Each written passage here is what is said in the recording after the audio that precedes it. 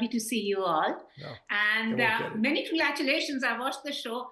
Have you all been to the fan theories and, the comments on Reddit? Everybody has come up with their own theory of what's going to happen in season 2. Have you had the chance? Yeah, I haven't been on the Reddit, but I hear there's. I see a little bit of it. The main source of the theories I hear is from my father. He'll call me every couple weeks and tell me a new theory he has. After watching 3 episodes of season 1, he called me confidently. He said, "It's aliens." I don't know. I don't really know what he meant, but so that's where I get most of my now theory. we understand Zach better. Yeah. We understand him better. Yeah. I don't like to, I'm not really on social media, but I got all this stuff at the end of all these things about me and Chris, and it was a little too intimate for me. So I was like, you know what? I am not going to look at this. You know what I mean? It's, but it's good that people are engaged. Yeah.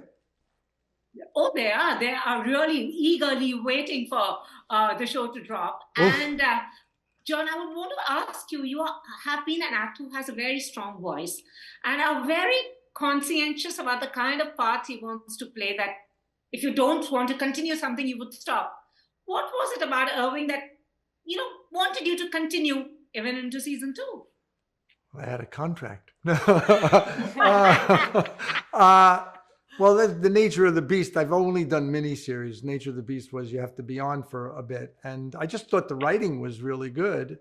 And I liked Dan and Ben. I was nervous. I'm always nervous about taking any job. I don't know why. Because you don't know what you're going to step into. That is the truth.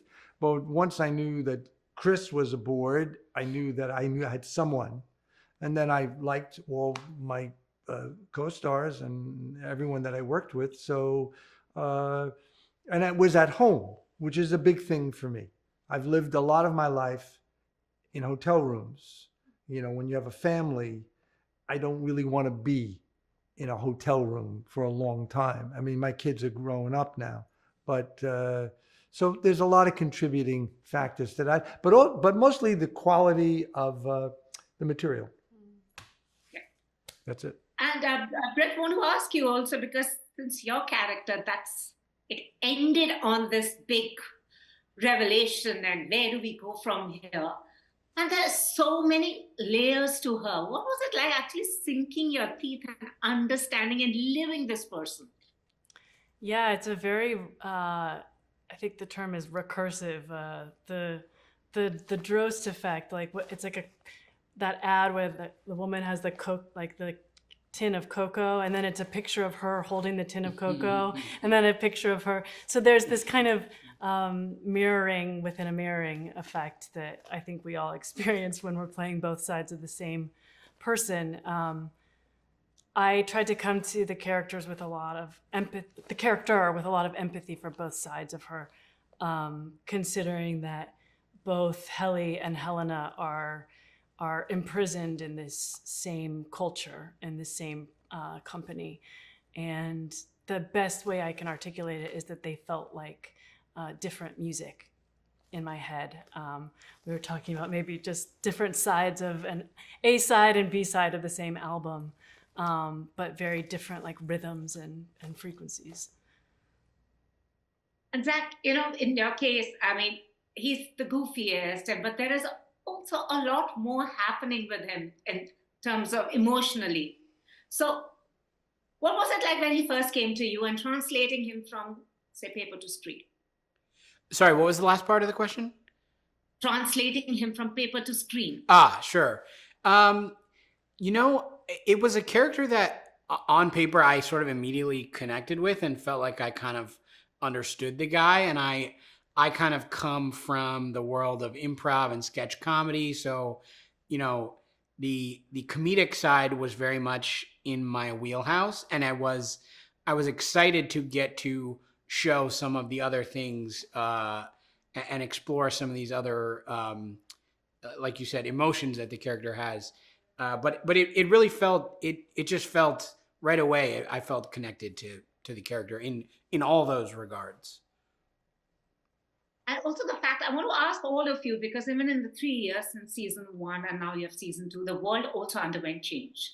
We had the actor strike, we had the writer strike, and I think everyone was also fighting against control, and that's exactly what your show talks about. Do you think it's also a sign of times? Because I don't think we are very far away from that time where we are glorifying hustle culture and there is an outside world and there is an inside world of us. How do you think the show actually resonates with the times that we're living in? I think the audience is telling us that. The audience is telling us how it resonates. We could say whatever we want to say, but the audience is telling us that, yeah, it's resonating, for us.